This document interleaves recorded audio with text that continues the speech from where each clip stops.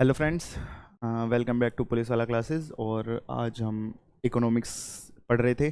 अभी तक हम अपनी क्लास में क्या क्या पढ़ चुके हैं। हम मॉनेटरी पॉलिसी कंप्लीट कर चुके हैं, और जैसे कि कल की क्लास में हमने बात की थी, हम आज पढ़ने वाले हैं बैंकिंग इन इंडिया। सबसे पहले हम शुरू करेंगे बैंकिंग इन इंडिया की हिस्ट्री से कि इंडिया में बैंकिंग कैसे शुरू हुई, सबसे पहले क्या क्या सिस्टम होता था, फिर उसके बाद कैसे कैसे बैंक्स बने इंडिया में, आरबीआई आया, आरबीआई कैसे आया, आज की तारीख में इंडिया में किस किस टाइप्स के बैंक्स होते हैं, उनमें क्या क्या डिफरेंसेस वगैरह होते हैं, ये सब हम आज की क्लास में देखेंगे। और कल की क्लास में हम बैंकिंग सेक्टर के कुछ प्रॉब्लम्स के साथ आगे बढ़ेंगे और फिर अगले टॉपिक्स तक जाएंगे। ठीक है, तो आज की क्लास शुरू करते हैं। सबसे पहले हम देखते हैं history of banking in India कि इंडिया में बैंक्स की हिस्ट्री क्या है, यानी कि इंडिया में बैंकिंग कैसे शुरू हुआ और कब शुरू हुआ। तो देखिए, इंडिया में बैंकिंग शुरू करने का जो क्रेडिट है वो फॉर्मलाइज्ड बैंकिंग बैंकिंग इंडिया में पहले भी होती थी। आपने एक बुक का नाम सुना होगा, अर्थशास्त्र, है ना, अर्थशास्त्र। इसके ऑथर कौन है? बहुत ही फेमस बुक है, तो आप सभी को पता होगा। इसके ऑथर कौन है, कमेंट्स में बताइए। तो अर्थशास्त्र जो बुक है, जिसके ऑथर चाणक्य हैं, उन्होंने जब अर्थशास्त्र लिखी तो उन्होंने इसके अंदर कुछ लोगों का जिक्र कर रखा है, जैसे कि वणिक, जो कि बनिए, उस समय बनिए बोलते थे। तो वो ही इंडिया में जो ट्रेडिशनल बैंकर्स होते थे, वो बैंकिंग का काम इंडिया में पहले से करते थे ट्रेडिशनली। ठीक है, लेकिन जो फॉर्मलाइज्ड बैंकिंग है, यानी कि एक प्रॉपर सिस्टमेटिक तरीके से जो इंडिया में बैंकिंग होने लगी, जिसे हम मॉडर्न बैंकिंग बोलते हैं, जहां पर एक बैंक होता है, वहां जाकर आप पैसा जमा करवाते हैं और वो पैसा वो आगे लोगों को उधार देते हैं। ये जो फॉर्मलाइज्ड बैंकिंग वाला सिस्टम है, इसको शुरू करने का क्रेडिट हम अंग्रेजों को देते हैं। ठीक है, तो हम देखते हैं कि इंडिया में जो पहला बैंक था वो बैंक ऑफ बॉम्बे था, जो कि 1720 में स्टैब्लिश हुआ था, और इस बैंक ने 50 साल काम किया, और 1 लाख रुपए इसका, उस जमाने में 1 लाख रुपए इसका पेड अप कैपिटल था। यानी कि 1 लाख रुपए लोगों ने इकट्ठा करके इस बैंक को शुरू किया था। यानी जिन लोगों ने इस बैंक को शुरू किया, जो अंग्रेज थे, उन लोगों ने जब इस बैंक को शुरू किया तो 1 लाख रुपए इस बैंक का पेड अप कैपिटल था। ठीक है, फिर उसके बाद दूसरा बैंक जो इंडिया में आया वो था बैंक ऑफ हिंदुस्तान, ये 1770 में बना। उसके बाद अंग्रेजों ने क्या किया, अंग्रेजों ने ये जो दो बैंक्स थे, ये एक तरह से दोनों सिर्फ एलिट्स के लिए काम करते थे। यानी कि सिर्फ जो बड़े लोग होते थे, जिनके पास बहुत सारा पैसा होता था, बड़े बड़े इंडस्ट्रियलिस्ट होते थे उस टाइम के, या फिर ईस्ट इंडिया कंपनी के जो लोग होते थे, सिर्फ उन्हीं को बैंकिंग सर्विसेज प्रोवाइड करते थे। तो उन्होंने क्या किया, गवर्नमेंट ने सोचा कि भाई आम लोगों तक भी बैंकिंग सर्विसेज पहुंचानी चाहिए।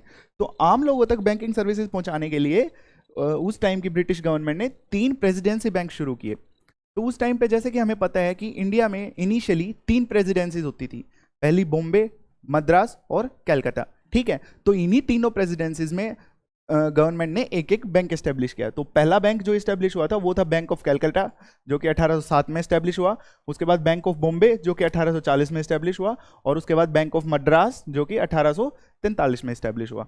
तो अगर आपसे क्वेश्चन पूछा जाए कि which presidency bank was set up earlier than other two, तो आपका आंसर होगा बैंक ऑफ कलकत्ता। यानी कि सबसे पहले बैंक ऑफ कलकत्ता बना, उसके बाद बैंक ऑफ बॉम्बे, और उसके बाद बैंक ऑफ मद्रास। ठीक है, फिर उसके बाद 1921 में क्या किया गया, 1921 में इन तीनों प्रेसिडेंसी बैंक्स को मर्ज कर दिया गया और एक इंपीरियल बैंक ऑफ इंडिया बना दिया गया। ये इंपीरियल बैंक ऑफ इंडिया जो है, यही आगे चल के हमारा जो आज हम जिसे एसबीआई के नाम से जानते हैं, वो यही इंपीरियल बैंक ऑफ इंडिया है, जो कि पहले 3 प्रेसिडेंसी बैंक्स हुआ करता था। फिर उन तीनों को मिलाकर 1921 में एक बैंक बना दिया गया, जिसका नाम दिया गया इंपीरियल बैंक ऑफ इंडिया। ठीक है, फिर ये इंपीरियल बैंक ऑफ इंडिया को नेशनलाइज कर दिया गया। नेशनलाइज करने का क्या मतलब होता है? ठीक है, नेशनलाइज करने का मतलब हमारे पास होता है कि इस बैंक को, पहले ये एक प्राइवेट बैंक हुआ करता था, प्राइवेटली ओन्ड था। नेशनलाइज करने का मतलब ये है कि अब इसका मालिक कौन है, हमारा नेशन, यानी भारत के सभी लोग स्टेट बैंक ऑफ इंडिया के बराबर के हकदार हैं। यानी कि एक तरह से इसको मैनेज करने का काम कौन करता है, इसका ओनर कौन है, अगर हम आम शब्दों में बोले तो भारत सरकार। ठीक है, तो इसको 1955 में नेशनलाइज कर दिया गया और इसका रीनेम कर दिया गया as State Bank of India. ठीक है, तो ये तो थे कुछ बैंक्स की हिस्ट्री, लेकिन यहां तक हमने देखा ये जितने भी बैंक्स हैं ये ब्रिटिशर्स द्वारा बनाए गए थे, और एक तरह से ये जब शुरू में बनाए गए तो ये एक प्राइवेट स्टॉक कंपनी थी, यानी कि एक प्राइवेट कंपनी थी। ठीक है, लेकिन जो पहला इंडियन ओन्ड बैंक था, पहला इंडियन ओन्ड बैंक था बैंक ऑफ इलाहाबाद, या फिर इलाहाबाद बैंक, जो कि 1865 में बना। कहां पर बना होगा ये, गैस कीजिए? इलाहाबाद। तो इलाहाबाद में इसे बनाया गया था। इलाहाबाद बैंक पहला इंडियन ओन्ड बैंक था। कैसा? इंडियन ओन्ड, यानी कि इसके जो मालिक थे वो कौन थे? भारतीय थे। ठीक है। फिर उसके बाद जो दूसरा इंडियन ओन्ड बैंक था वो आज एक बहुत ही फेमस बैंक है, पंजाब नेशनल बैंक, वो 1895 में लाहौर में शुरू किया गया, और उसके बाद 1906 में बैंक ऑफ इंडिया बना। तो ये तीनों पहले इंडियन ओन्ड बैंक है। पहला Indian owned bank Allahabad bank, second Punjab national bank, third bank of India. अब आप सभी ने अपनी हिस्ट्री की क्लास में पढ़ा होगा कि 1906 में स्वदेशी मूवमेंट चला था। तो स्वदेशी मूवमेंट में क्या किया गया था कि जितने भी ब्रिटिश इंस्टीट्यूशंस थे, ब्रिटिशर्स का जो भी माल था, उस सबको जला दिया गया। स्कूल, जो ब्रिटिश कॉलेजेस थे उनको भी बच्चे छोड़ छोड़ कर आ गए, तो इंडियन इंस्टीट्यूशन सेटअप किए गए उनकी जगह। तो 1906 से 1913 तक इंडिया में बहुत सारे नए बैंक्स बने जो कि इंडियन ओन्ड थे। ये बात आप ध्यान रखिएगा, आपसे ये क्वेश्चन पूछा जा सकता है, ठीक है। अब देखिए, उसके बाद ये तो थी बैंक्स की हिस्ट्री। अब हम देखते हैं हिस्ट्री ऑफ आरबीआई यानी कि रिजर्व बैंक ऑफ इंडिया। अब रिजर्व बैंक ऑफ इंडिया क्या है? जब फर्स्ट वर्ल्ड वॉर हुआ, तो फर्स्ट वर्ल्ड वॉर में अंग्रेजों ने क्या किया कि देश का जितना भी पैसा था, जितने भी फाइनेंशियल रिसोर्सेज थे, उनको अपनी लड़ाई के लिए इस्तेमाल कर लिया। यानी कि फर्स्ट वर्ल्ड वॉर कब से कब तक चला था? हम बोलते हैं 1914 से 1919 तक, ये 5 साल फर्स्ट वर्ल्ड वॉर चला। तो फर्स्ट वर्ल्ड वॉर के टाइम पे ब्रिटिशर्स ने क्या किया कि जितना भी देश का पैसा था उसे अपने वॉर के लिए इस्तेमाल करने के लिए डाइवर्ट कर दिया, इंडिया से बाहर निकाल दिया। तो इस टाइम पे बहुत सारे बैंक्स फेल हो गए। बैंक्स फेल हो गए मतलब उनके पास पैसा नहीं रहा लोगों को वापस देने के लिए, जितना पैसा उनके पास था वो चुका नहीं पा रहे थे, ठीक है। तो बैंक फेलियर्स हुए वर्ल्ड वॉर फर्स्ट के जस्ट बाद। और वो जो 3 प्रेसिडेंसी बैंक्स को कब मर्ज किया गया था, याद कीजिए, 1921 में। अब सोचिए उनको क्यों मर्ज किया गया होगा? क्योंकि पहले वो छोटे छोटे बैंक्स थे, तीनों अलग अलग बैंक्स थे, ठीक है। तो जब ये बैंकिंग क्राइसिस आया इंडिया में, तो सरकार को डर लगने लगा कि कहीं ये तीनों भी फेल ना हो जाए, क्योंकि वो तीनों उस टाइम के हिसाब से देखा जाए तो बहुत ही इंपॉर्टेंट थे, है ना। तो उन्होंने सोचा कि कहीं ये तीनों फेल ना हो जाए, इसलिए उन्हें फेल होने से बचाने के लिए मर्ज करके इंपीरियल बैंक ऑफ इंडिया बनाया गया था 1921 में, ठीक है। तो हमने देखा कि इस टाइम पर बहुत सारे बैंक फेल हुए, ठीक है। फिर उसके बाद हमारे पास आया सेकेंड वर्ल्ड वॉर। अब सेकेंड वर्ल्ड वॉर के आने से पहले 1929 में एक ग्रेट डिप्रेशन आया, यानी कि पूरे दुनिया की इकोनॉमी में स्लो डाउन आ गया, यानी कि पूरी दुनिया की इकोनॉमी में रिसेशन आ गया, पूरी दुनिया की इकोनॉमी में मंदी आ गई। तो जब मंदी आई तो उस टाइम पे फिर से बहुत सारे बैंक्स फेल होने लगे, ठीक है। तो सरकार ने एक कमिटी बनाई जिसका नाम था हिल्टन यंग कमीशन, ठीक है। हिल्टन यंग कमीशन ने बोला कि इंडिया का जो बैंकिंग सेक्टर है वो बहुत ही बिखरा हुआ है, सब बैंक अपनी मन मर्जी चला रहे हैं, सब अपने हिसाब से चल रहे हैं, खूब सारा करप्शन होता है। तो इससे बचाने के लिए इन्होंने एक बॉडी बनाने की सलाह दी, यानी कि इन्होंने कहा कि आप कुछ ऐसा बनाओ जो कि पूरे बैंकिंग सेक्टर को इंडिया में कंट्रोल करे, ठीक है। तो 1935 में जो ब्रिटिश गवर्नमेंट थी उसने रिजर्व बैंक ऑफ इंडिया को बनाया, यानी कि रिजर्व बैंक ऑफ इंडिया कब बना था? 1931 में, ठीक है। जो reserve Bank of India act था वो 1934 में इनेक्ट किया गया, यानी कि 1934 में reserve Bank of India act बना था, लेकिन जो actual reserve Bank of India की स्थापना हुई वो 1935 में हुई थी। इसीलिए आप देखिए हमारे पास आरबीआई एक्ट 2 हैं, है ना, एक 1934 का और एक 1935 का। अब 1935 वाला जो एक्ट है वो थोड़ा डिटेल्ड है और 1934 वाला जो एक्ट है वो थोड़ा बेसिक है। तो ये 1934 वाला एक्ट है, ये आरबीआई बनने से पहले ही इनेक्ट हो गया था। 1935 वाला एक्ट जब आरबीआई बना उस टाइम पे आरबीआई को और पावर्स देने के लिए इनेक्ट किया गया। तो ध्यान रखिएगा हमारे पास कितने आरबीआई एक्ट्स हैं? 2, 1934 एंड 1935, ठीक है। फिर आरबीआई को 1949 में नेशनलाइज कर दिया गया और बैंकिंग रेगुलेशन एक्ट बनाया गया इंडिया में। ये आज़ादी के बाद की बात है, यानी कि ये सब काम अब कौन कर रहा है? जो हमारी इंडियन गवर्नमेंट है, यानी कि भारतीयों की जो सरकार है वो ये काम कर रही है कि 1949 में बैंकिंग रेगुलेशन एक्ट लाया गया और उस बैंकिंग रेगुलेशन एक्ट से रिजर्व बैंक ऑफ इंडिया को बहुत सारी पावर्स दी गई, जिन पावर्स से वो इंडिया में बैंकिंग सेक्टर को रेगुलेट और कंट्रोल कर सकता है, ठीक है। आरबीआई को भी 1949 में नेशनलाइज किया गया था। नेशनलाइजेशन का मतलब मैंने आपको पहले बताया था कि इसको देश की संपत्ति घोषित कर दिया गया। अब देश की संपत्ति घोषित कर दिया गया, इसका मतलब क्या है कि ये पहले देश की संपत्ति नहीं थी, पहले ये एक प्राइवेट बैंक हुआ करता था जिसके पास अलग से पावर्स थी कि वो बैंकिंग सेक्टर को इंडिया में रेगुलेट कर सके। लेकिन 1949 के बाद ये एक fully owned government of India का बैंक है, ठीक है, यानी कि इसका फुल ओनर कौन है? Government of India.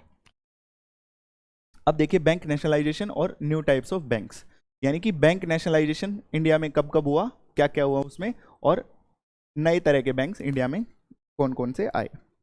देखिए सबसे पहले तो हमने देख लिया कि स्टेट बैंक ऑफ इंडिया को 1955 में नेशनलाइज किया गया।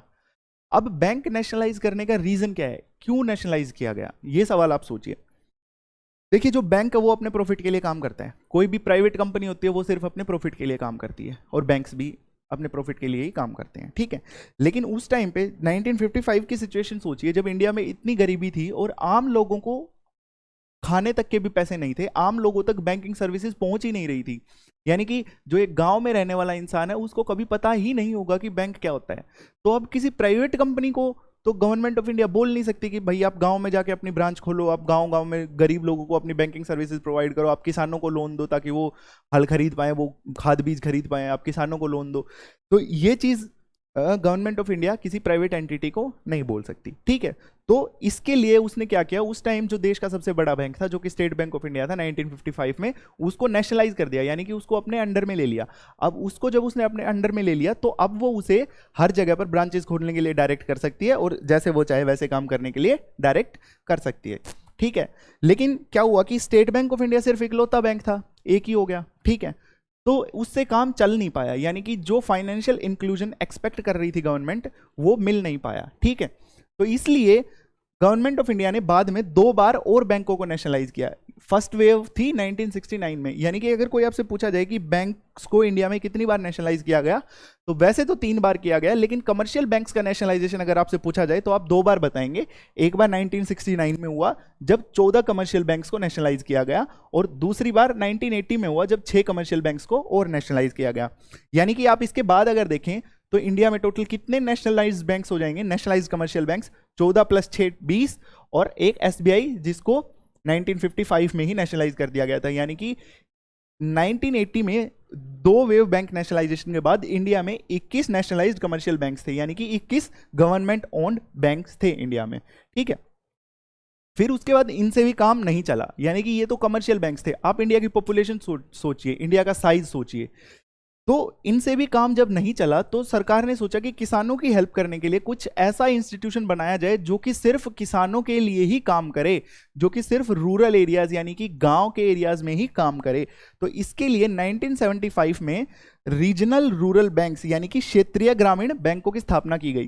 तो जब क्षेत्रीय ग्रामीण बैंकों की स्थापना की गई 1975 में, तो इनका काम क्या था, इनको क्या काम दिया गया था, इनका काम ये था कि ये गांव के जो पिछड़ा वर्ग है, यानी कि देश का जो पिछड़ा हुआ हिस्सा है, जैसे कि किसान या फिर मजदूर या फिर गांव के आम नागरिक, उनको ये सेवाएं प्रदान करे। तो रीजनल रूरल बैंक्स यानी कि क्षेत्रीय ग्रामीण बैंक।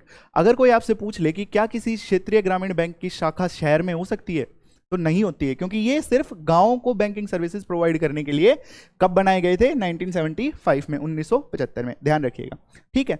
फिर उसके बाद इंडिया में कुछ स्पेशलाइज्ड बैंक्स बनाए गए। अब स्पेशलाइज्ड से आप क्या समझते हैं, विशेष, जिनका कोई स्पेशल काम होता है, ठीक है। तो स्पेशलाइज्ड बैंक्स बनाए गए इंडिया में। तो सबसे पहला इंडिया में जो स्पेशलाइज्ड बैंक बनाया गया वो था एक्सिम बैंक। एक्सिम बैंक की फुल फॉर्म क्या है, एक्सपोर्ट इंपोर्ट बैंक, ठीक है। Exim bank, export import bank. यानी कि इस बैंक का काम क्या था कि इंडिया से जो विदेशी व्यापार होता है, एक्सपोर्ट और इंपोर्ट होता है, आयात निर्यात होता है, उस आयात और निर्यात को बढ़ावा देने के लिए एक्सिम बैंक की स्थापना की गई, ठीक है। ये एक स्पेशलाइज्ड बैंक था, यानी कि इसका सिर्फ एक स्पेसिफिक काम था। क्या स्पेसिफिक काम था, इसका स्पेसिफिक काम यह था कि ये सिर्फ आयात और निर्यात को बेहतर करने के लिए ही अपनी सेवाएं प्रदान करेगा, ठीक है। फिर उसके बाद 1988 में बनाया गया नेशनल हाउसिंग बैंक। अब देखिए यहां पर फिर से हाउसिंग का मतलब घर बनाना, यानी कि ये सिर्फ वो सेवाएं प्रदान करेगा जो कि घर बनाने के लिए काम आती हैं। और उसके बाद सिडबी आया 1990 में सिडबी बनाया गया। सिडबी की फुल फॉर्म क्या है, small industries development bank of India. यानी कि जो लघु उद्योग है इंडिया के, उन लघु उद्योगों को बैंकिंग सर्विसेज प्रोवाइड करने के लिए कौन सा बैंक एस्टेब्लिश किया गया, सिडबी, ठीक है, याद रखिएगा।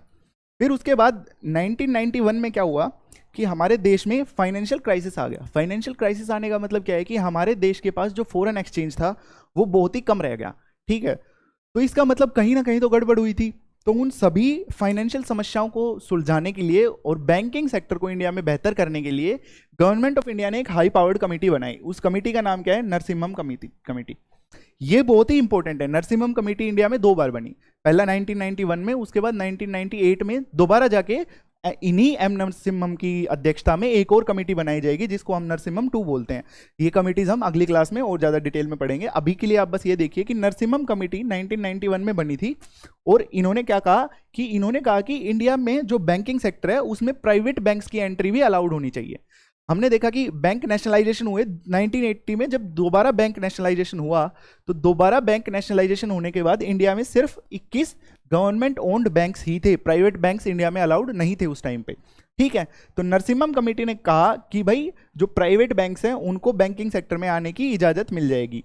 तो इसलिए 1991 में 10 प्राइवेट बैंक्स को इंडिया में ऑपरेट करने के लिए लाइसेंस दिया गया, जैसे कि आईसीआईसीआई, एक्सिस, ये कुछ एग्जांपल हैं। ये सबसे पुराने इंडिया के प्राइवेट बैंक्स हैं।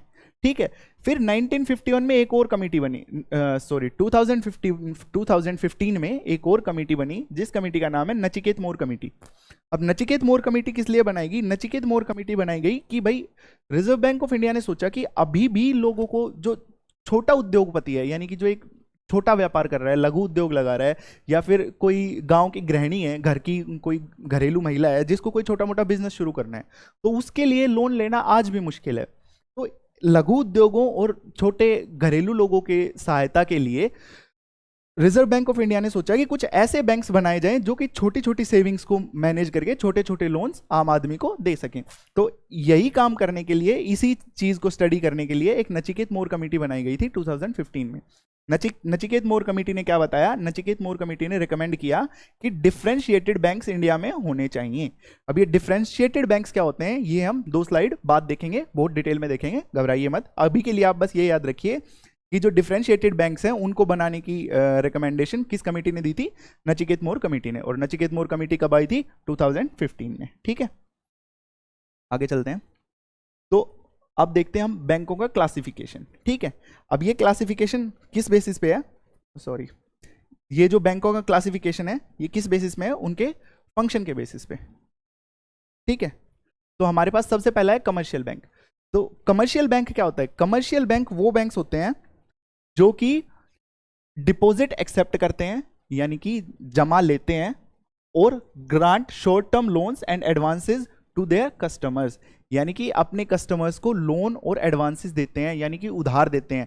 ये पैसा अपने पास जमा करते हैं और लोगों को उधार देते हैं, दस helping the development of trade and commerce, यानी कि ट्रेड एंड कॉमर्स को बढ़ावा देते हैं। और इनका मेन काम क्या होता है? कमर्शियल। कमर्शियल का मतलब बिजनेस, यानी कि ये काम किस लिए करते हैं? बिजनेस के लिए करते हैं। हमने देखा जो रीजनल रूरल बैंक्स हैं वो गवर्नमेंट ऑफ इंडिया के द्वारा ओन्ड है। वो जो लोन देते हैं वो बिजनेस के लिए नहीं देते, वो लोगों की बेटरमेंट के लिए देते हैं, वो गरीबी हटाने के लिए लोन देते हैं, वो लोगों के, किसानों को सस्ते दामों पर लोन उपलब्ध कराते हैं, क्योंकि उनका मेन काम फायदा कमाना नहीं है, उनका मेन काम किसानों की मदद करना है। लेकिन यहां पर ये बैंक्स कैसे हैं? कमर्शियल बैंक्स, यानी कि इनका मेन काम बिजनेस है, इनका मेन काम है फायदा कमाना। ध्यान रखिएगा, ठीक है। जो डेवलपमेंट बैंक्स होते हैं, फिर डेवलपमेंट बैंक्स वो फाइनेंशियल इंस्टीट्यूशंस होते हैं जो कि promotion and development of industry, agriculture या अदर की सेक्टर्स। जैसे कि कोई की सेक्टर है, भाई कोई भी की सेक्टर आप मान लीजिए, एग्रीकल्चर है, एजुकेशन है, हेल्थ केयर है, हाउसिंग, स्मॉल इंडस्ट्रीज, ये सारे इंडिया के की सेक्टर्स हैं। की सेक्टर्स का मतलब यानी कि इंडिया की इकोनॉमिक ग्रोथ के लिए इन सेक्टर्स का मजबूत होना बहुत जरूरी है, ठीक है। तो इन सेक्टर्स की डेवलपमेंट के लिए कुछ स्पेशलाइज्ड बैंक्स बनाए गए। जैसे कि हमने पिछली स्लाइड में देखा, नेशनल हाउसिंग बैंक, वो किसके लिए था? हाउसिंग डेवलपमेंट के लिए। स्मॉल इंडस्ट्रीज डेवलपमेंट बैंक, वो किसके लिए था? स्मॉल इंडस्ट्रीज यानी लघु उद्योगों को बढ़ावा देने के लिए, ठीक है। तो ये जो डेवलपमेंट बैंक्स होते हैं ये किसी स्पेसिफिक सेक्टर की डेवलपमेंट के लिए मीडियम और लॉन्ग टर्म लोन्स प्रोवाइड करते हैं। इनके एग्जाम्पल्स हैं IFCI, SFCIs यानी कि स्टेट फाइनेंशियल कॉर्पोरेशंस, ठीक है। उसके बाद हमारे पास आता है कोऑपरेटिव बैंक। अब कोऑपरेटिव बैंक क्या होता है?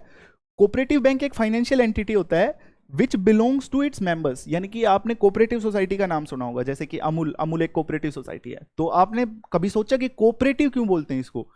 जैसे रिलायंस को क्या आप कोऑपरेटिव बोल सकते हैं? रिलायंस भी एक कंपनी है, अमूल भी एक कंपनी है, रिलायंस भी अपने उत्पाद मार्केट में बेचता है, अमूल भी बेचता है। तो क्या आप रिलायंस को कोऑपरेटिव बोल सकते हैं? नहीं। कोऑपरेटिव का मतलब क्या होता है कि कोऑपरेशन, कोऑपरेशन मतलब साथ साथ, यानी कि जो अमूल है उसके जितने भी मेंबर्स हैं उन सब लोगों ने मिलकर अमूल को बनाया है। यानी कि कोई भी अगर अमूल का हिस्सा बनता है तो वो अमूल के प्रॉफिट में से बराबर का हिस्सेदार होगा हर पार्टनर। यानी कि जितने भी लोगों ने अमूल को जो भी किसान दूध सप्लाई कर रहे हैं वही अमूल के मालिक हैं और वही लोग मिलकर अमूल को चला रहे हैं। लेकिन रिलायंस का मालिक कौन है? रिलायंस इंडस्ट्रीज का मालिक मुकेश अंबानी है। जो रिलायंस को सामान सप्लाई कर रहा है वो रिलायंस का ओनर नहीं है। लेकिन कोऑपरेटिव में ऐसा होता है कि जितने भी लोग कोऑपरेटिव के साथ जुड़े होते हैं वो सब मिलकर उस कंपनी को ओन करते हैं। ठीक है, तो कोऑपरेटिव बैंक है। कोऑपरेटिव बैंक का मतलब क्या कि जो बैंक के कस्टमर्स हैं वही बैंक के ओनर्स हैं, वही बैंक को मैनेज कर रहे हैं और वही बैंक को चला रहे हैं। सीधी भाषा में ये है। डेफिनेशन आप लोग देख लीजिएगा, लिखी हुई है आपके सामने। ठीक है, फिर उसके बाद स्पेशलाइज्ड बैंक्स। स्पेशलाइज्ड बैंक्स वही जो किसी स्पेसिफिक टास्क के लिए बनाए जाते हैं, जैसे कि एग्जिम बैंक हमने देखा था, फिर सिडबी देखा, फिर NABARD, national agriculture bank, national bank for agriculture and rural development.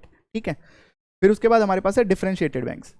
अब डिफरेंशिएटेड बैंक्स हमने पिछली स्लाइड में देखा कि डिफरेंशिएटेड बैंक्स बनाने के लिए किस कमेटी ने रिकमेंडेशन दी थी? नचिकेत मोर कमेटी ने। और नचिकेत मोर कमेटी कब बनी थी? 2015 में। ठीक है, तो अब डिफरेंशिएटेड बैंक्स क्या होते हैं? डिफरेंशिएटेड बैंक्स डिफरेंट लाइसेंसेस के अंडर में काम करते हैं जो कि बैंकिंग के सब कंपोनेंट्स के हिसाब से दिए जाते हैं।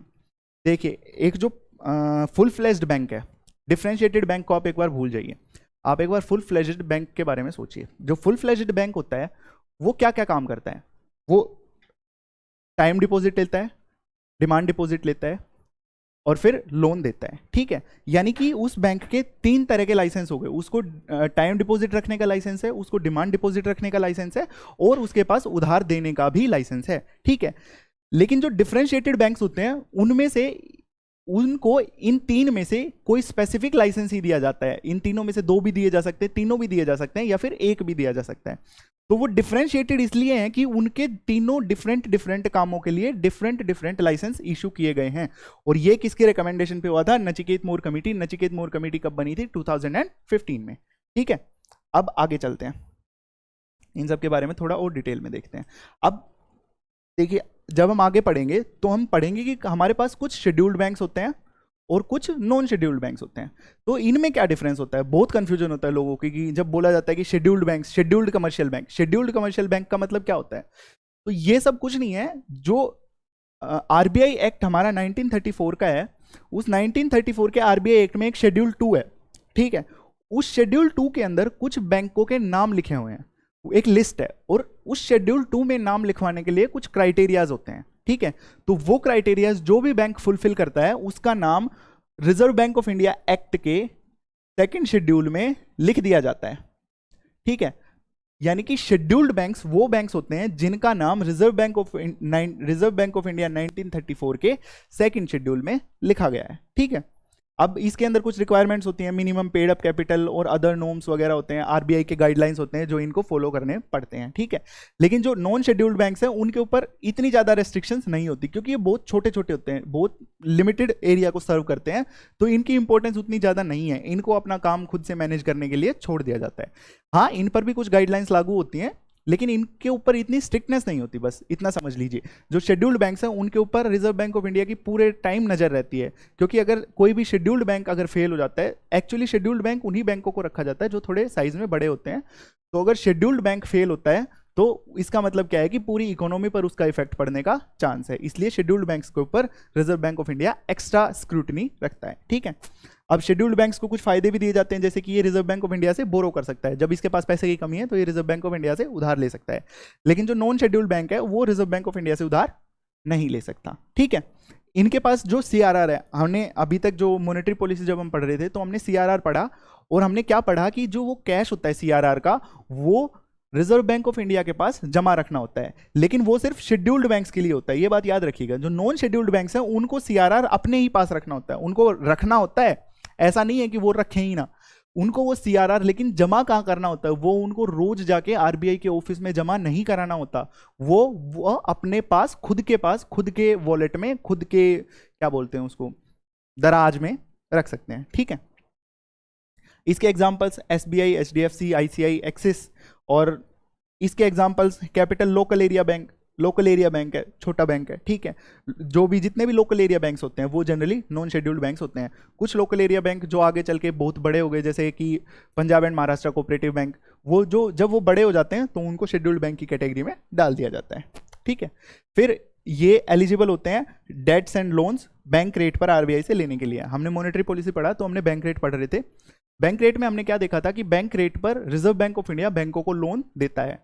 तो वो लोन कौन ले सकता है? शेड्यूल्ड बैंक्स, यानी कि सिर्फ scheduled commercial banks reserve Bank of India से बैंक रेट पर लोन ले सकते हैं। ये बैंक रेट पर लोन नहीं मांग सकते, यानी कि ये एक तरह से as a matter of right, यानी कि ये रिजर्व बैंक ऑफ इंडिया के पास जाके बोलेंगे कि मैं एक शेड्यूल्ड कमर्शियल बैंक हूं और आपको नियम के तहत मुझे लोन देना ही पड़ेगा। लेकिन ये non scheduled banks as a matter of right Reserve Bank of India से लोन नहीं मांग सकते। हाँ, रिजर्व बैंक ऑफ इंडिया चाहे कि भाई हाँ इसको सच में जरूरत है और ये मेरा पैसा वापस लौटा सकता है, तो रिजर्व बैंक ऑफ इंडिया चाहे तो इनको लोन दे सकता है, लेकिन ये जाकर as a matter of right Reserve Bank of India से लोन नहीं मांग सकते एट बैंक रेट, यानी कि बैंक रेट पर ये लोन नहीं मांग सकते। हालांकि रिजर्व बैंक ऑफ इंडिया चाहे तो इनको लोन दे सकता है, ठीक है। आगे देखिए, हाँ आरबीआई के बारे में देखते हैं अब। तो जो इंडिया में जो आरबीआई है वो हमने देखा 1 अप्रैल 1935 को एस्टेब्लिश किया गया था। किस एक्ट के अंदर? अंडर आरबीआई एक्ट ऑफ 1934, ठीक है। Government of India fully own करती है आज की तारीख में आरबीआई को, यानी कि आज की तारीख में आरबीआई का ओनली ओनर कौन है? गवर्नमेंट ऑफ इंडिया, किसी और का कोई स्टेक नहीं है, 100% ओनर है गवर्नमेंट ऑफ इंडिया। आरबीआई के जो मेजर फंक्शंस है वो हम देखते हैं। तो आरबीआई देश की मॉनेटरी अथॉरिटी है, ठीक है। मॉनेटरी अथॉरिटी का मतलब क्या है? जो अब तक हमने मॉनेटरी पॉलिसी पढ़ा और मनी सप्लाई पढ़ा, तो मनी सप्लाई को और मॉनेटरी पॉलिसी को मैनेज करने के लिए किसी भी देश में जो अथॉरिटी को पावर होती है उसको उस देश की मॉनेटरी अथॉरिटी बोला जाता है। तो इंडिया की मॉनेटरी अथॉरिटी कौन है? इंडिया में मॉनेटरी अथॉरिटी है रिजर्व बैंक ऑफ इंडिया, ठीक है। इश्यूअर ऑफ करेंसी, आपके जेब में करेंसी नोट होगा, कोई भी करेंसी नोट आप निकाल कर देख लीजिए, उस पर क्या लिखा होता है? भारतीय रिजर्व बैंक, और उसके नीचे जो गारंटी लिखी होती है उस गारंटी पे कौन साइन करता है? Governor of reserve bank. यानी कि वो पैसा इशू करने की पावर किसके पास है इंडिया में? रिजर्व बैंक ऑफ इंडिया के पास। तो reserve Bank of India issuer of currency है, यानी कि मुद्रा को जारी रिजर्व बैंक ऑफ इंडिया करता है इंडिया में, ठीक है। लेंडर ऑफ लास्ट रिजोर्ट, जितनी भी गवर्नमेंट की डिमांड्स हैं, ठीक है, जब सब सारे ऑप्शंस खत्म हो जाए, सब कुछ खत्म हो जाए, हर जगह से पैसा उधार मांगकर देख लिया गवर्नमेंट ने, बैंकों ने, उन्हें कहीं से पैसा नहीं मिल रहा है, तो उनके पास जो लास्ट रिजोर्ट यानी कि अंतिम जो लैंडर है वो कौन होगा? रिजर्व बैंक ऑफ इंडिया होगा। यानी कि रिजर्व बैंक ऑफ इंडिया आखिरी में सबकी डिमांड पूरी कर देता है। कैसे? जब गवर्नमेंट ऑफ इंडिया को मान लीजिए, हमने फिस्कल डेफिसिट पढ़ा, तो गवर्नमेंट ऑफ इंडिया के पास मान लीजिए 10,000 करोड़ का फिस्कल डेफिसिट है। अब फिस्कल डेफिसिट को गवर्नमेंट ऑफ इंडिया कैसे पूरा कर सकती है? उधार लेकर, है ना। 10,000 करोड़ रुपए जो फिस्कल डेफिसिट है उसका मतलब ये है कि सरकार का जो खर्चा है वो उसकी आय से 10,000 करोड़ ज्यादा है, ठीक है। अब उस 10,000 करोड़ में से सोचिए गवर्नमेंट ऑफ इंडिया ने 9,000 करोड़ रुपए तो कहीं इधर उधर से मांग के, सिक्योरिटीज बॉन्ड्स इश्यू करके और कॉरपोरेट से उधार लेके, कॉरपोरेट बॉन्ड्स खरीद के और बाकी सब मेथड से अरेंज कर लिए, लेकिन 1,000 करोड़ रुपए का गवर्नमेंट ऑफ इंडिया के पास शॉर्टफॉल रह गया, यानी कि वो 1,000 करोड़ रुपए गवर्नमेंट ऑफ इंडिया नहीं जमा कर पाई, ठीक है। तो अब लैंडर ऑफ लास्ट रिजोर्ट क्या है? उसके सारे ऑप्शंस खत्म हो चुके हैं, अब लास्ट रिजोर्ट उसके पास पैसा उधार देने वाला कौन होगा? रिजर्व बैंक ऑफ इंडिया होगा। इसलिए रिजर्व बैंक ऑफ इंडिया को लैंडर ऑफ लास्ट रिजोर्ट बोला जाता है। बैंक टू द गवर्नमेंट, यानी कि जो गवर्नमेंट ऑफ इंडिया है उसके लिए बैंकिंग का काम कौन करता है? आरबीआई करता है। बैंकर्स बैंक, यानी कि जो बैंकर्स हैं जैसे कि एसबीआई, आईसीआईसीआई, एक्सिस बैंक, इनका जो बैंकर का काम है, यानी कि इनका बैंक कौन है? बैंकों का बैंक कौन है? रिजर्व बैंक ऑफ इंडिया, ठीक है। और उसके बाद इसकी आखिरी जो पावर है वो है regulator and supervisor of financial system, यानी कि इंडिया का जो पूरा फाइनेंशियल सिस्टम है उसका रेगुलेटर और सुपरवाइजरी का काम कौन करता है? रिजर्व बैंक ऑफ इंडिया, ठीक है। आगे चलते हैं। रीजनल रूरल बैंक्स, हमने पढ़ा कि रीजनल रूरल बैंक्स 1975 में सेटअप किए गए थे। क्यों सेटअप किए गए थे? रूरल एरियाज में फाइनेंशियल सर्विसेज प्रोवाइड करने के लिए, ठीक है। अब रीजनल रूरल बैंक्स जो हैं उनका ओनर कौन होता है? हमने लास्ट स्लाइड में देखा कि रिजर्व बैंक ऑफ इंडिया का कंप्लीट ओनर कौन है? Government of India. लेकिन जो रीजनल रूरल बैंक्स हैं उनमें कोई भी रीजनल रूरल बैंक एक स्टेट स्पेसिफिक बनाया जाता है। जैसे कि आपने, अगर आप हरियाणा में रहते होंगे, आपने सर्व हरियाणा ग्रामीण बैंक का नाम सुना होगा, यूपी में रहते होंगे प्रथमा यूपी बैंक का नाम सुना होगा। तो ये जो जितने भी बैंक्स हैं ये आरआरबीज हैं, और ये सिर्फ स्टेट स्पेसिफिक स्टेट में ही काम करते हैं, यानी कि सर्व हरियाणा ग्रामीण बैंक हरियाणा के ग्रामीण क्षेत्रों के लिए सेटअप किया गया है। ठीक है, तो इसमें जो सेंट्रल गवर्नमेंट है उसकी 50% हिस्सेदारी होती है। जिस भी स्टेट में ये सेटअप किया गया है उस स्टेट गवर्नमेंट की 15% हिस्सेदारी होती है, और जो एक स्पॉन्सर बैंक होता है उसकी 35% हिस्सेदारी होती है। अब स्पॉन्सर बैंक क्या होता है? ठीक है, सेंट्रल गवर्नमेंट, स्टेट गवर्नमेंट, ये दोनों तो आप समझ गए होंगे। यहां बात आती है कि स्पॉन्सर बैंक क्या होता है। कोई भी शेड्यूल्ड कमर्शियल बैंक जो कि अपनी सर्विसेज उस रीजनल रूरल बैंक के जो कस्टमर्स हैं उनको प्रोवाइड करता है, उसको उस बैंक का स्पॉन्सर बैंक बोला जाता है। यानी कि जब वो रीजनल रूरल बैंक है उसको जो बैंकिंग सर्विसेज हैं, बैक एंड पर बैंकिंग सर्विसेज कौन प्रोवाइड करता है? स्पॉन्सर बैंक प्रोवाइड करता है। और ये स्पॉन्सर बैंक कौन हो सकता है? कोई भी शेड्यूल्ड कमर्शियल बैंक एक स्पॉन्सर बैंक हो सकता है रीजनल रूरल बैंक के लिए। शेड्यूल्ड कमर्शियल बैंक, हर वर्ड पर ध्यान दीजिए, शेड्यूल्ड कमर्शियल बैंक, यानी कि रीजनल रूरल बैंक का स्पॉन्सर बैंक कौन हो सकता है? कोई भी शेड्यूल्ड कमर्शियल बैंक। ठीक है, They serve the rural areas and agriculture sector with basic banking and adequate financial services। यानी कि जो रूरल और ग्रामीण एरियाज हैं, खेती बाड़ी वाले एरियाज हैं, वहाँ पर ये बेसिक बैंकिंग और एडिक्वेट फाइनेंशियल सर्विसेज, यानी कि उधार वगैरह देना, छोटा मोटा उधार लोगों को खाद बीज खरीदने के लिए, छोटे मोटे एग्रीकल्चर इक्विपमेंट खरीदने के लिए आरआरबीज उधार देते हैं। ठीक है, एज ऑफ 2022, यानी कि 2022 के एंड तक, और अभी तक भी, क्योंकि अभी कोई नया आरआरबी सेटअप भी नहीं किया गया है, किसी को बंद भी नहीं किया गया है, तो आप इसको एज ऑफ 2023 भी लिख सकते हैं। As of 2023 there are 43 RRBs in India, यानी कि इंडिया में टोटल कितने आरआरबीज हैं? 43। ठीक है, ध्यान रखिएगा इसको। अब देखिए डिफरेंशिएटेड बैंक्स। अब हम आए उस टॉपिक पर जो कि अब तक का सिर्फ एक ही टॉपिक है अब तक की क्लास में समझने का, बाकी सब फैक्चुअल था। जो आपके सामने लिखा हुआ था वो आपने याद कर लिया, मोर देन एनफ है। लेकिन जो डिफरेंशिएटेड बैंक है इनमें थोड़ा सा आपको समझने की जरूरत है, यानी कि थोड़ा सा एप्लीकेशन ऑफ माइंड है। यहाँ बहुत ही बोरिंग क्लास होने वाली है आज की, क्योंकि एक फैक्चुअल क्लास में कभी मजा नहीं आता। असली मजा आता है जब हम थोड़ा कॉन्सेप्चुअल पढ़ते हैं, दिमाग लगाने का काम होता है। जहाँ यहाँ सब याद करने का है। आपके पास ये पीपीटी आएगी, आप एक बार क्लास देखोगे आपको सब याद हो जाएगा। ठीक है, अब डिफरेंशिएटेड बैंक्स हैं। डिफरेंशिएटेड बैंक्स को हम देखते हैं, डिफरेंशिएटेड बैंक्स क्या होते हैं। ठीक है, ये वो बैंकिंग इंस्टीट्यूशंस हैं जिनको आरबीआई द्वारा लाइसेंस किया जाता है to provide specific banking services and products, यानी कि स्पेसिफिक बैंकिंग सर्विसेज, यानी कि कुछ लिमिटेड बैंकिंग सर्विसेज। जो फुल बैंकिंग सर्विसेज होते हैं, यानी कि जो फुल फ्लेज्ड बैंक्स होते हैं, वो क्या क्या काम करते हैं? देखिए, टाइम डिपॉजिट, डिमांड डिपॉजिट, और उसके बाद लैंडिंग, यानी कि उधार देना। ठीक है, ये तीन काम बेसिकली एक बैंक के होते हैं कि वो टाइम डिपॉजिट ले सकता है, डिमांड डिपॉजिट ले सकता है, और लैंडिंग कर सकता है, यानी कि पैसा उधार दे सकता है। ठीक है, अब हम जब मनी सप्लाई पढ़ रहे थे तो हमने टाइम डिपॉजिट और डिमांड डिपॉजिट को बहुत अच्छे तरीके से देखा था, लेकिन फिर भी मैं आपको एक बार फिर से रिमाइंड करा देता हूँ क्या होता है। तो टाइम डिपॉजिट हमारे पास, हम उसको बोलते हैं टाइम डिपॉजिट को सावधि जमा। सावधि जमा का मतलब क्या होता है कि इसके साथ एक टाइम लिमिट जुड़ी होती है कि भाई अगर आप ये पैसा 1 साल से पहले निकालोगे ना तो आपको कुछ पेनल्टी देनी पड़ेगी, 3 साल से पहले निकालोगे तो कुछ पेनल्टी देनी पड़ेगी, मतलब जो भी टाइम पीरियड उसके साथ जुड़ा होता है। एग्जाम्पल, अगर आप एफडी कराते हैं तो आपको बोला जाता है कि भाई 5 साल तक आप हमारे पास पैसा जमा रखो, आपको इतना % रिटर्न मिलेगा, लेकिन अगर आपको 5 साल से पहले अपना पैसा चाहिए तो आपको कुछ पेनल्टी पे करनी पड़ेगी। ठीक है, वही डिमांड डिपॉजिट क्या होता है? डिमांड डिपॉजिट वो होता है जो आप अपनी डिमांड पर ले सकते हैं, यानी कि मांग जमा, इसको मांग जमा बोलते हैं, कि जब आप मांगोगे तो बैंक को बिना किसी शर्त के आपको देना पड़ेगा। ठीक है, जैसे कि आपके सेविंग्स अकाउंट में जो भी पैसा पड़ा है वो आपका डिमांड डिपॉजिट है, उसको आप जब भी मांगोगे बैंक को आपको रिटर्न करना पड़ेगा। और उसके बाद लैंडिंग, यानी कि उधार देने की जो सेवाएं होती हैं वो बैंक करता है। ठीक है, अब जो डिफरेंशिएटेड बैंक्स होते हैं उनको इनमें से कोई ना कोई एक आधा ही लाइसेंस दिया जाता है, यानी कि हो सकता है उनको टाइम डिपॉजिट लेने का दिया जाए, उनको डिमांड डिपॉजिट लेने का दिया जाए, या फिर उनको लैंडिंग लेने का दिया जाए, या फिर उनको तीनों भी दे दिए जाए लेकिन शर्त के साथ, यानी कि कुछ स्पेसिफिक शर्तें हों उनके साथ। ठीक है, तो term differentiated banks indicates they are different from usual universal banks, यानी कि डिफरेंशिएटेड बैंक्स का मतलब क्या होता है कि वो जो यूनिवर्सल बैंक्स हैं उनसे कुछ अलग होते हैं, वो हम देखेंगे कैसे अलग होते हैं। ठीक है, the differentiation could be on account of capital requirement, scope of activities और द एरिया ऑफ ऑपरेशंस, यानी कि किस किस हिसाब से अलग अलग हो सकते हैं।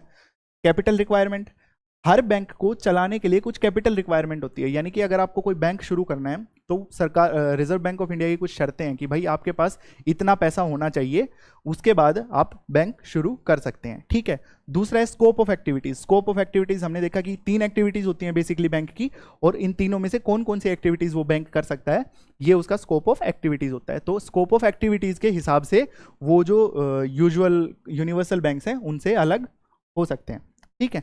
और तीसरा हो सकता है एरिया ऑफ ऑपरेशन, यानी कि कितने एरिया में वो ऑपरेट करते हैं, ठीक है।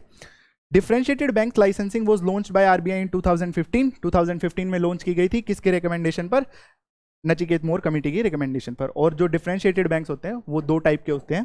सबसे पहला हमारे पास पेमेंट बैंक्स और दूसरा है स्मॉल फाइनेंस बैंक्स, ठीक है। अब इनके बारे में थोड़ा सा देखते हैं कि इन दोनों में क्या डिफरेंस होता है, ठीक है। तो जो पेमेंट्स बैंक होते हैं, payments bank only demand deposit ले सकते हैं, यानी कि क्या क्या अलाउड है इनके पास, किस चीज का लाइसेंस होता है, सिर्फ डिमांड डिपॉजिट लेने का, है ना। और वो भी अप टू 1 लाख रुपीज, यानी कि सिर्फ 1 लाख रुपए तक का ही ये डिमांड डिपॉजिट ले सकते हैं। देखिए आप लोग पेटीएम चलाते होंगे, है ना, तो पेटीएम ने क्या किया था, बीच में अपना एक पेटीएम पेमेंट्स बैंक लॉन्च किया था। पेटीएम को पेमेंट्स बैंक का लाइसेंस मिला था, ठीक है। तो आपने देखा कि आपका पेटीएम में अकाउंट खुलता था और उसमें लिमिट थी कि आप कितने पैसे तक जमा कर सकते हैं, 1 लाख रुपए तक जमा कर सकते हैं, ठीक है। तो यानी कि पेटीएम के पास पेमेंट्स बैंक का लाइसेंस था, इसलिए वो सिर्फ 1 लाख रुपए तक का ही डिपॉजिट एक्सेप्ट कर सकता था, ठीक है। वहीं जो स्मॉल फाइनेंस बैंक्स होते हैं, ये टाइम डिपॉजिट भी ले सकते हैं और डिमांड डिपॉजिट भी ले सकते हैं, यानी कि इनके ऊपर डिपॉजिट लेने के ऊपर कोई लिमिटेशन नहीं है, ठीक है। उसके बाद उधार देने की बात करते हैं। तो पेमेंट बैंक कोई क्रेडिट नहीं दे सकते, नो क्रेडिट, यानी कि ये किसी भी तरह का उधार नहीं दे सकते हैं पेमेंट बैंक्स, ठीक है। जो स्मॉल फाइनेंस बैंक्स है, small finance banks small credit दे सकते हैं।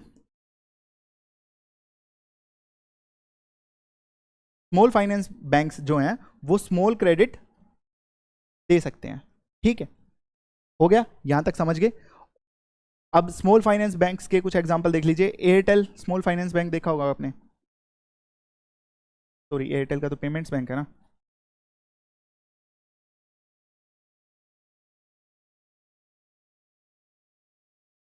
पेमेंट्स बैंक के एग्जांपल तो आपको पता होंगे, Paytm payments bank, India post payments bank, Paytm. यहां पर है उज्ज्वल स्मॉल फाइनेंस बैंक का आपने नाम सुना होगा, है ना। वहीं पेटीएम, और इसके साथ एक बहुत ही इंपॉर्टेंट है जो कि गवर्नमेंट ऑफ इंडिया का खुद का शुरू किया हुआ है पेमेंट बैंक, वो है India post payments bank, okay. तो आज की क्लास में इतना ही। कल की क्लास में हम पढ़ेंगे कि इंडिया में बैंकिंग सेक्टर्स की क्या क्या प्रॉब्लम्स है और उन प्रॉब्लम्स को सोल्व करने के लिए क्या क्या किया जा रहा है, और फिर उससे आगे के कुछ टॉपिक्स देखेंगे। तो कल की क्लास में हमारा शायद banking sector in India complete हो जाएगा। फिर उसके बाद हम गवर्नमेंट ऑफ इंडिया की फिजिकल पॉलिसी की तरफ बढ़ेंगे, और फिजिकल पॉलिसी पढ़ने के बाद हम आगे जो भी इकोनॉमिक्स के जैसे जैसे टॉपिक्स आएंगे वैसे वैसे देखते रहेंगे। थैंक यू फ्रेंड्स, अगर आपको आज की क्लास अच्छी लगी हो तो हमारे चैनल को लाइक सब्सक्राइब करें। Thank you and have a good day.